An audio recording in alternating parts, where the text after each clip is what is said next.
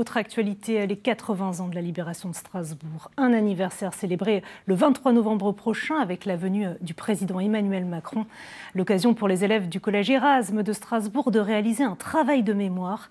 Cet après-midi, ils ont reçu la visite de Monique et de Marcel, 2 témoins de la guerre. Reportage Marie Coulon et Rouen Chen. Salut tout le monde. Ils se rencontrent pour un moment hors du temps. Monique Ichter, 89 ans, et René Kocher, 88 ans. Ces Alsaciens avaient une dizaine d'années lors de la libération de Strasbourg. 2 témoins de la guerre venus livrer un peu de leur vécu à ces élèves de 3e. Il y a eu le premier grand bombardement à Neudorf où j'étais vraiment en plein dedans. J'étais à l'école et puis quand je suis sortie de l'école, il n'y avait plus rien.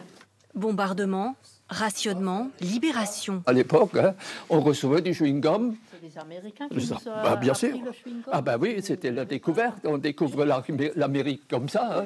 Des petites histoires dans la grande, tragique.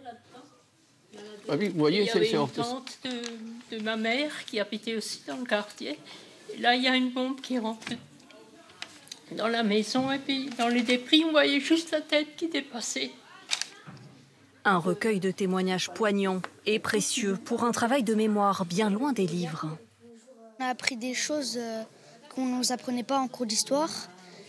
Et ça se voyait que c'était dur à vivre pour eux. Les livres, ils n'ont pas de mémoire, vous voyez. Ça, c'est des vraies mémoires, des mémoires vivantes qui peuvent s'inscrire. Ce qu'ils nous disent, c'est ce qu'on peut retenir et qu'on doit montrer à nos descendants. Entretenir la flamme du souvenir, pour Monique et René, il le fallait. Dans 20 ans, il y aura le centenaire, mais je ne serai plus là. C'est fini, je ne pourrai plus témoigner pour vous. C'est terminé. Je pense que c'est un devoir de partager ce qu'on a vécu. Si ça peut développer le fait de dire qu'il faut éviter de faire la guerre, il faut essayer de construire la paix.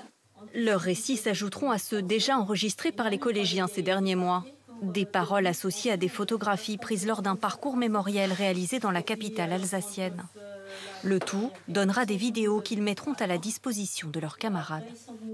C'est peut-être, oui, en utilisant ces nouvelles technologies, ces petites vidéos, des choses, des formats dont ils ont l'habitude, qu'on peut faire passer et toucher les jeunes par ce devoir de mémoire.